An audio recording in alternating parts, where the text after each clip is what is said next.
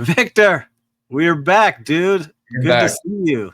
Likewise, Steve. Likewise. Back like we never left. I know. Excited. How could we leave Tangy Talks for this long? Holidays, going on Thanksgiving break, Just a lot going on. busy, getting new properties up and running. A lot happening, man. But happy to be back here with all of you listening. It's great to have you here. We love all of you that are watching on YouTube and sharing the podcast. Thank you very much. But Victor, what are some updates? What do we got going on in your world that we can share? Yeah, we got a couple fun updates. Well, last week I was over at South Carolina doing our last final touches to our Palmetto Porch property, which is coming out amazingly. We already had 3 guests stay and had positive reviews on that. So I love it when we see guests enjoying fruits of our labor. We worked hard for that. So very appreciative. We got the website out. We got our email marketing up and running. Thanksgiving was last week. I had a birthday. Yep. Getting Happy older. birthday. How old are you now? I am 32, a Oh my, whopping 32. Man, 32 it's, years old. it just flashes, man. I met you probably at 21. So you've seen 20s, Victor, and now you're going Yeah, I into like this 30s. Victor a lot. This Victor's good. This Victor's smart, educated, good family, business owner. Hey, man. Yeah. All thanks to the people we surround ourselves. All thanks to you. But it's true, you learn a lot every year, every day. You get wiser, and I'm thankful. I spent it with a lot of family, with a lot of friends. So I'm grateful and thankful. And I didn't share this with you, Steve, but last week, obviously I went to South Carolina. We were setting up the property. I took some 4 days to be out there. Then on Thursday it was Thanksgiving, also my birthday. Took some time off, and I was feeling a little guilty. I was feeling a little guilty that I was taking off some time. I was like, the team is working hard. It's a lot of operational stuff going on. And then I saw your LinkedIn post, and I completely switched my mind. And it's just so right. I mean, you posted saying, hey, it's time, and it's good time to disconnect. We're just so wrapped and mentally wrapped and always just being in operation and just going into it every day. So don't feel bad about taking a break. And I was feeling a little guilty. I'm like, oh man, like I want to get back. I want to get to the rhythm and swing of things. So your post really helped me, man. So thank you for that. Super appreciative. It just flipped a switch on me, and I'm like, you know what? We work hard. We work hard. Work super hard. Look, So man, thank you I for that. believe in it. And I think a lot of people are like that. You get stuck to where you have to be going 24 hours a day and you get guilty, especially if you have employees that are working on certain days that you're not. But if you're not fully charged, you can't give your best self to people. And so I felt like that. And I told you, I was like, I need a couple of days. I know I'm feeling that way. I need some days to recharge, and then I come back ready to go. Right. Because if not, then I had this talk with another entrepreneur just recently where they feeling like how I felt when I had Vita Hospitality. So for listeners, I Yeah, had a company where Victor worked there, and I felt like I built a jail for myself. I worked every yeah, day, 24 hours a day, and it was miserable. And looking back, if I just took some time off and recharged and gave myself time to think and not be in the mix all day, you come back with new ideas. 100%. Things. I It's came back. I came back recharged. I've had an amazing week back. Got into back into the rhythm and the swing of things, and you could tell. So many other people feel very much the same because of how much interaction you had. A lot of people, sharing their thoughts and also their comments. So you could see this is something kind of broad, circling right? forward. Yeah. So Circling all of forward. hospitality people out there, take some time. Take some time. It's you deserve it. Yes, especially during the holidays. If you're a leader, you got to give your team that as well because everyone can feel stressed out. So if you're taking it, great, but also make sure that your team has the ability to. It's not perfect every time, but I can promise you rotate the holidays. All right, if you took Thanksgiving, I'm going to take Christmas or Hanukkah or New Year's or whatever it might be to spend time, disconnect, and enjoy. Exactly. And then a lot of people like working. Like before I had kids, I actually liked being on during the holidays. Like it was something I like doing. So just life changes and there's different things for different people. But look, I think sometimes we're in the echo chamber. Right? I realized this about myself over the holiday. I was like, man, I need to get some new info. Like I'm doing everything hospitality is on my LinkedIn, is on my Instagram, it's on my TikTok, because that's what the algorithms do. And so what did I do? I went to the library, the public library with my kids for the first time like ever, got them library cards. And I was like, there's a lot of books I never read in high school that I was supposed to because I got the Cliff Notes. And so I picked one up from Ernest Hemingway, The Old Man and the Sea. And just that Right. book is just about the journey of life and working on things and So cool. You may not see the rewards, but it like refreshed me. And now I want to go back and get some more because it brought new things into my mindset. So I don't know. That's There's cool. different ways to do it. People do it with working out. I think I like doing this by reading some fiction books because like behind me is all nonfiction books if you come into Right. the office.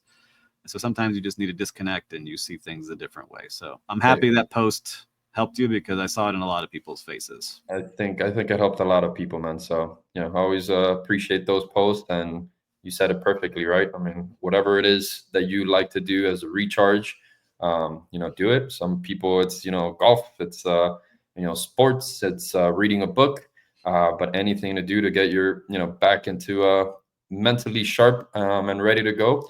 But I felt it. Came in on Monday, got everything situated and organized, and I've had a really successful week, thankfully. So thank you for that, Steve. Oh, absolutely, man. I appreciate you saying that to everyone because not everyone takes the time to do that. And so if our team is listening, listen, team members, you can put in requests. We always usually say yes, and we'll balance it out. They So put you in can listen requests. to us, to our team, put in requests. We always usually do it. Victor took them out to a nice outing yesterday just to recharge a little bit. Like we do this often. So we not only talk about it, we do it with our teams too. So good job out there, everybody. Love it. So anyhow, we got a lot going on, a lot of fun things. But we always like to bring a little tidbit here, little bits of knowledge for everyone that's always watching. Should we get into like the first story we've got? Let's go. Let's get into the nitty gritty. All right, let's do this. So this is actually from one of our, let's say, mutual friends. So Isaac French is up and comer in the outdoor experience kind of world. He's very thoughtful on the things that he's building. He built a place out in Texas that did very well. It was like 7 like Scandinavian-style cabins around a lake, and he was very intentional in the way it looked and it connected to nature. And he's a young guy in his 20s, and he sold it, I think, was for $7 million. Which is crazy. So $1 million a key, which is like the most ultra luxury hotels get that. And he sold it because this is what people want now. They want these unique experiences more and more. And so now his family has done something, again, took the next step. And this is what we were just talking backstage here. Yeah. The family bought an abandoned train car from 1909, which is very cool because I was actually in one. They have one here in Palm Beach from Henry Flagler, his own personal train. And they bought it for $3,000 and put in $100,000 into it. And now they're making so much money from this train experience that you can stay in because it's unique and there's not much around it. I'm going to share my screen while you talk about it a little bit. Why do you think that works? Yeah, it's so beautiful. I mean, the interior, and they really went above and beyond on all of the details. I loved there's a little covered roof that they built on it. To obviously keep all the outdoor exposure away and have you in a very comfortable and relaxed state. But look at that, all gutted from zero. To say like, yeah, we're going to buy this thing and make it a successful Airbnb. And that's what they drew on top of it. They're like, oh, we can bring it back to making it look like something that's very special. And here's what it looks like now. One thing I did not know was that old trains were made out of wood. That's something new to me completely. Yeah, it's crazy. So I actually I'm going to share it with you after. I took a video of Henry Flagler's old train, and I like how they use this cube to kind of modernize it, and they have the sauna. And hot tub outside of the train, but it's in the middle of nowhere, and so they're getting people to stay with them. So it just shows you that if you build something cool, people will come.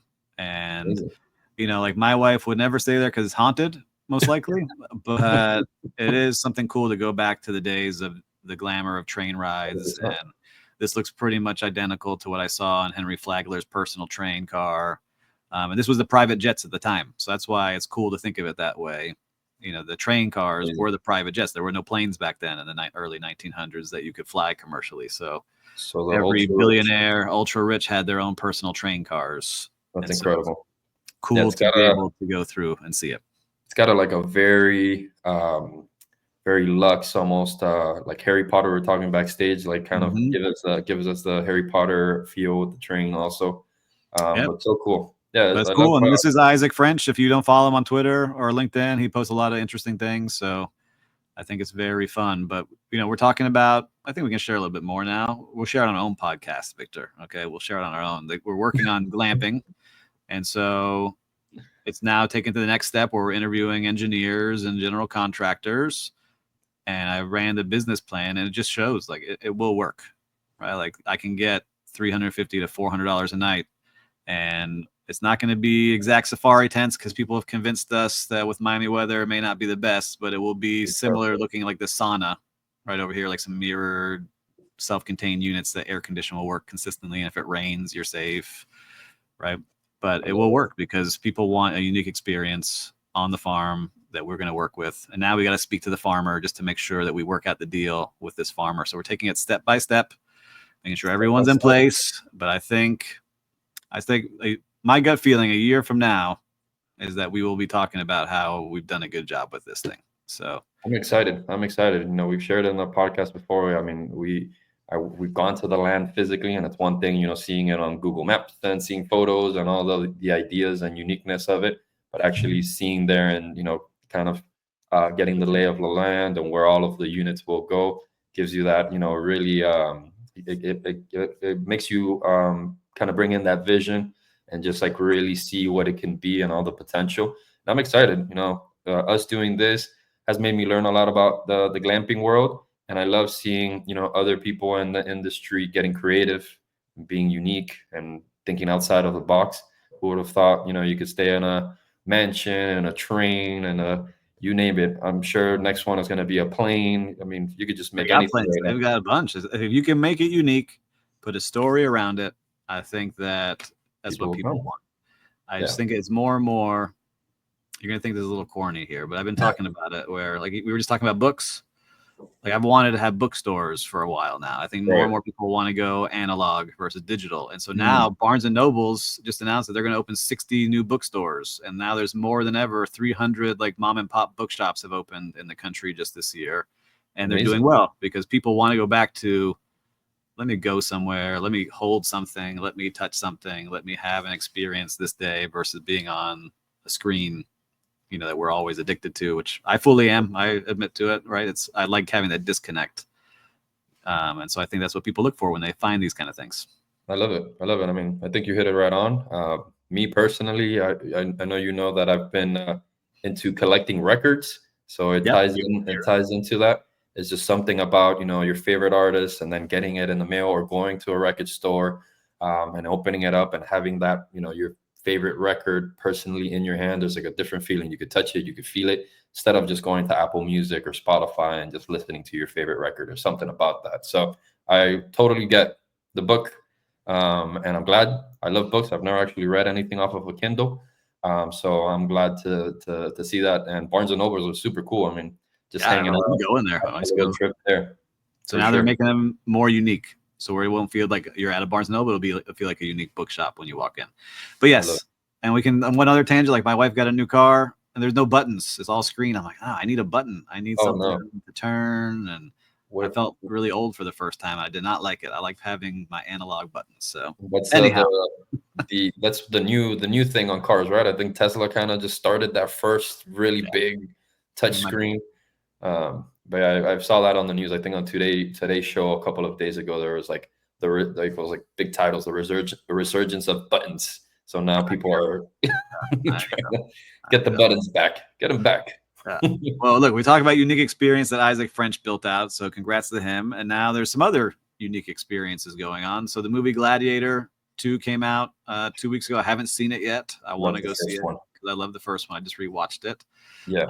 And Airbnb teamed up with Italy, the country of Italy, and now you can stay in the actual Coliseum through Airbnb. So Airbnb is known to have these big kind of like wow places. We've covered that in a couple of episodes. Barbie and other episodes. They did Barbie. They do things that are in pop culture. And so now you can stay at the Coliseum and live the life of a gladiator and feel that after you see the movie. But, you know, not everyone's happy about that. The Romans, the city of Rome, the Romans are like, what are you doing to our historic Coliseum? This is no Airbnb. You know, I see them coming with their little water guns and spraying the guests the guests while they're sleeping. Yeah, so look, it's what they said in this article is on the New York Times. If you want to see it, it's interesting. Is that yes, they're promoting it. You can stay. There's various select people you have to go through. It's not like you can have a party at the Coliseum, right? It's not a party house, but the Italians are saying, look, we're all for Airbnb sponsoring the Coliseum, helping us maintain it, helping us fix it, educating people on it, but not renting it out. One of the most significant things in the country. So, there's not, you can never make everybody happy, but it is cool. And it just shows you, again, what is it? Experiences. Unique. Experience, unique. Yeah, man, I love that. I mean, I can't imagine what that even looks like. I've never been to it. I mean, the closest that I've been to, something like that was in Athens, with the I'm drawing a blank. What's the name of the in Athens? Help me out here. What's the Parthenon? Where were you? Parthenon. There you go. Yeah, the Parthenon, and that's like kind of like the most, beautiful and grand place that I've been there. But I can't imagine ever staying there. Like, I don't know what that looks like in the I think it'd Coliseum be either. cool. Like I've seen, like if you're a major sports fan, like you could sleep in some stadiums and arenas, and then like wake up and go to the team gym. Like that's kind of cool. I've seen that I think once or twice. I kind of always I pitched. I don't think I told you this over at Trump Doral because I was helping them on a project. Like, hey, let me set up a glamping on the Blue Monster so people can like sleep here for a week, and it's like a special where you can book it and you wake up on the Blue Monster and go out. They're like, no, that's not happening, but it would be cool, and I bet people would go. For sure. I mean, there's so much room there, and we've done July 4th with the fireworks there, and getting to hang out in that big open field and the golf course. It's very cool. So I'm sure that idea would be really cool. But I pitched it. A lot of people liked it, but I got Blue Monster, $300 a round. I don't know if they could pass that up. $300 a round. But I was saying, you get this tent, you make it cool, you wake up, you have food catered to you. Anyhow, we get off track here, but Italy is getting a little upset with Airbnb, and this has not a direct relation, but this seems to be happening more and more, especially in Europe, because when we think of Europe, you don't realize, like, when you travel to the United States, especially here, like it is a giant country, but when you get to certain cities, especially the ones that everyone wants to go to, whether you're in Italy or you're in Spain or you're in France, we see that people are rejecting tourism and the housing costs going up. So Italy has now banned self check-ins for Airbnb. So that's a huge thing for people that maybe have so many units, because now you have to have people greeting people. And they're saying it's combating potential terrorism. That's why you have to have check-in with somebody, which is crazy to say, because what are you and I going to do against a potential terrorist? But that's how they're framing it in this Italy ban self check-ins. So what do you think about this? I think they're just trying to deter possible issues in the future. Reading the article, it took me back to Visa Stay days when we were checking in every guest in person, and flights get delayed and we were there waiting around for hours.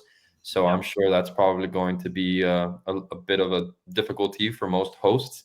It might even deter some hosts if they can't. If I had to go back and do that, I remember sitting, because I was like, yeah, we're going to check in everybody. And I would sit in those homes, like waiting for people for 2, 3, 4 hours. I'm like, oh my God, let me get out of here. Yeah. And COVID hit, and we discovered that some people just don't like that. They actually felt it was weird. They thought it was strange. Right. So they're so used to and expect to be able to come in, get a key or a keypad and just check in, and having somebody waiting there for them. We would get, some not so great reactions. So that's when we started saying, like, okay, maybe this is not the most efficient and the most, experience. Where we come from a hotel, right, where we have a front desk, where we have a bellman that will take you to your room. We're thinking of that whole full experience, obviously from hotels. So, it made sense to us at that time, but quickly we realized. So we'll see what happens in Italy. It looks like, you said, it's something kind of. I'll read what they said. Yeah, I'll read what they said. So they said the new regulation, here's what the government said, is to implement stringent measures aimed at preventing risks to public order and safety in relation to the possible accommodation of dangerous people or those linked to criminal or terrorist organizations, according to the government there. And what it looks like is really happening is that they're preparing for a huge influx of tourists, because the Vatican's Holy Jubilee year in 2025, and Italy also hosts the Winter Olympics in 2026. So both events during which Airbnbs were supposed to flourish. So I guess they're trying to control that as best they can before it really takes off by saying, Victor, I need you to check in and make sure it's not a terrorist checking in. Yeah, I mean, hopefully a lot of these hosts have their, verification processes. I saw on there in that article that before they were actually registered, or the police recommended or suggested that you register every single guest with the police department. So that was very unique, very different. So I'm curious to see how it's gonna work. I think most dangerous thing right now is Victor in an empty stomach going to Italy. Um, Yeah. Eat all the pasta. Eat all the pasta and all the pizza, but yeah, I'm curious to see how that plays out, and interested in seeing, because you see the copycats in a lot of countries, that something works in one country, they'll put it into play in another country. So interested into to what is going to play out. Yeah, I don't have all the info here yet, so maybe next episode we can talk about it. But New York City is looking to kind of like change the way they did the full ban of Airbnbs, because now they see that hotels have record highs, the highest highs I've ever had. And so now they're like, all right, maybe there is something that we can do here. So they're talking about it. I was listening to that on another podcast. So let me get the info before we really share that. But yeah, all right, Italy, you had some fun things going on, and we have something fun coming up. So Victor is kind of spearheading our first Realtor event to educate everyone to do things the right way and the best way. So why don't you tell the listeners here, what is this event about? Absolutely. Well, it's going to be hosted Wednesday, December 11th at 11 a.m. It's going to be a live webinar where it's going to be hosted on LinkedIn. And really, I'm just trying to reach out to much of realtors as possible.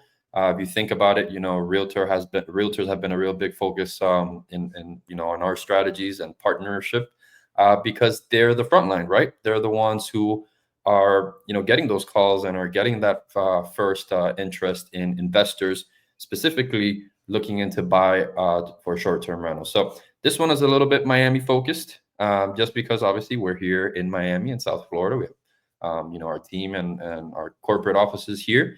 So we want to reach out to those realtors and letting them know and guide them to what's the best bang for your buck. What is the properties, or what are the search criteria that are going to be most lucrative for for owners. So we're going to be teaching realtors on what to look for, what to search in for the MLS system.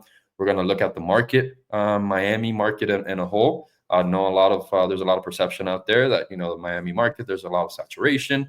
But we talked about it on the show. If you're still doing it right, if you're still thinking about that unique experience, there's still a lot of opportunities. And then we want to also, be able to promote Favor, which is a very strong alliance here that we're co-chairs of the South Florida chapter. And we want as many people also to, learn about Favor and what they do and how they help. So it's going to be really fun. I think there's going to be a lot of value into that, and realtors hopefully get a good knowledge. And we're here to help and provide as much assistance as possible. Yeah, for realtors out there, you have to know so many different things, and this is a new way to make more money, because you'll be able to advise your clients about where they can make money, right? And so we want to make sure that you're armed with everything. Victor is going to be leading this call. He knows so much because he's been on all the meetings. He's been in the trenches. He's been on the streets. He knows every neighborhood and what to expect. So if you're a South Florida realtor, make sure to check in December 11th at 11 a.m. on LinkedIn Live. You go to our Tangy Management webpage to register. And if you don't make the live, you can always catch the replay. But it's always good to be there live, because Victor will be answering questions live as it goes in the comments. So can't wait. Yeah, so far we got I think you said 10, 11 so far. So hopefully that number comes up. It's all good, and we get more people on there and register. But I'm excited to it, and I'm excited to share and see all the questions and see all the comments. And yeah, it's going to be the first one, and hopefully the first of many. Yeah, I think it will be. I think that you'll enjoy doing it. I think the first time, especially going live. Maybe we take this show live a couple times too, and take some listener questions. But yes, make sure to sign up. I'll see if I can put the link here in the comments, but we'll definitely make sure that you have it ready for you. But yes, sign up.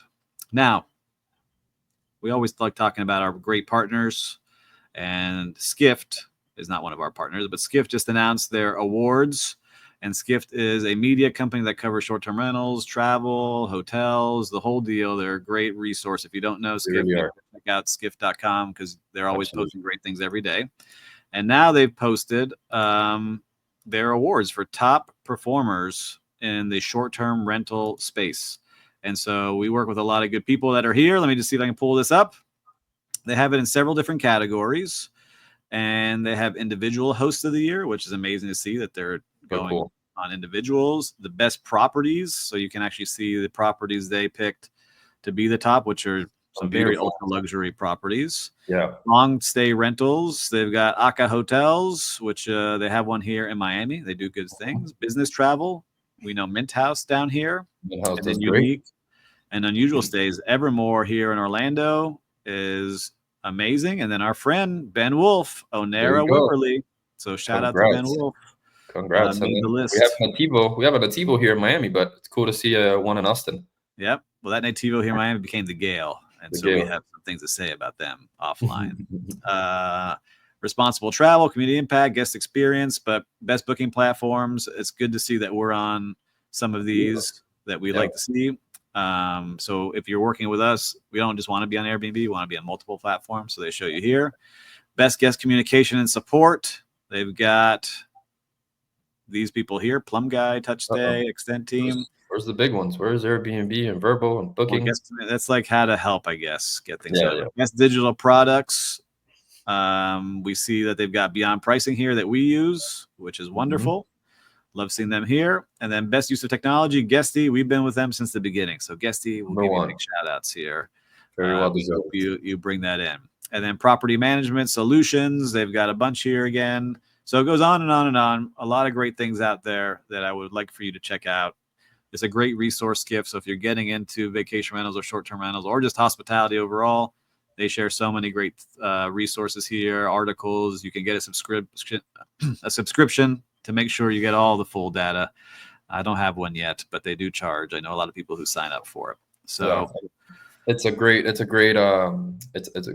they do. I mean, we get a lot of what we talk about on Skift, so definitely check them out. That's for sure a daily search for me on Skift to look out for what's going on and what's happening and what's the new trend. So, but I'm excited to see a lot of our partners and a lot of our stays there, and we're looking at Onera Stay. Beautiful Onera Stay. Look at that. Their new one, their brand new one they just built.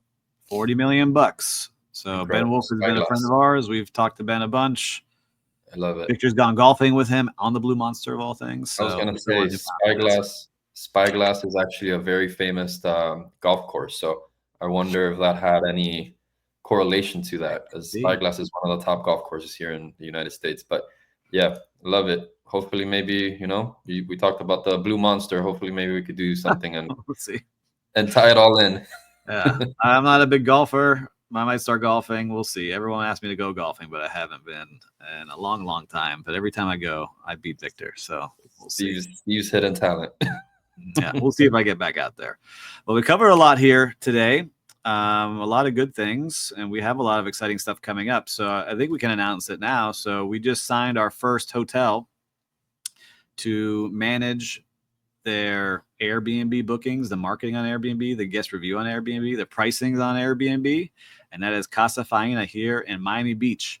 And so make sure to check them out on our Tangy website. So you can go to tangymgmt.com, search Miami Beach, and you will see our units there for Casa Faena. But I think this is the first of many that we will sign up. What do you think, Victor? I think so too. I mean, I think we're covering such a unique opportunity for hotels. We come from hotels, so we would hate to see, these brands and especially boutique hotels that we love helping out, leaving money and opportunities on the table. So I think it could be something that, a lot of hotels can take advantage of. And, Airbnb, as we've covered here, is one of our top performing booking channels. So I'm really interested and hopeful for what it can produce and bring to a lot of these boutique hotels. So if you're a boutique hotel and you're listening to this, let us know. We can get you on Airbnb, on Verbal, on several booking channels. We'll handle all of the communication. We'll handle all of the, the processes, and we'll, remain with your standards and have our communications team trained.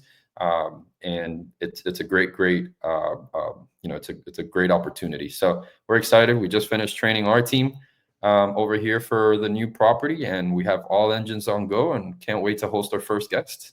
Yep. So for the hotels, if you're listening to this, and I'll share this clip with you, it's We make low cost changes to make a big impact to your revenue, because the things that we need are a little bit of microwave, a fridge, potentially a work area, and then you can create a short-term rental where you start getting 5.8 night average bookings versus your normal 1.8 nights. And so all of a sudden people are staying longer because you've outfitted the rooms slightly different. Nothing huge, right? Like in this rooms that we're working with now in Casa Faena, small investment, a couple $100 just to get it up to where we need it to be so that we can put it on these booking channels where people are booking longer. And so our very first one that came through requested 6 nights, but you see it very quickly. Instead of staying for just 2 nights over the weekend, wanted to stay 6 nights through Airbnb, and they booked it through Airbnb. So it just shows everyone out there the potential that can happen for your property too. So we're going to get this up and running. It's now up and running. Now we can start taking it to your hotel. So make sure to let us know if you're interested in working with us on this. But man, a great show here today. And listeners and viewers, Victor was under the weather. You couldn't even tell. He got himself hyped up. He's under the weather today, almost called out sick, but he pulled through on us and did a great job. So thanks for sticking it out. Anything you want to end with, Victor?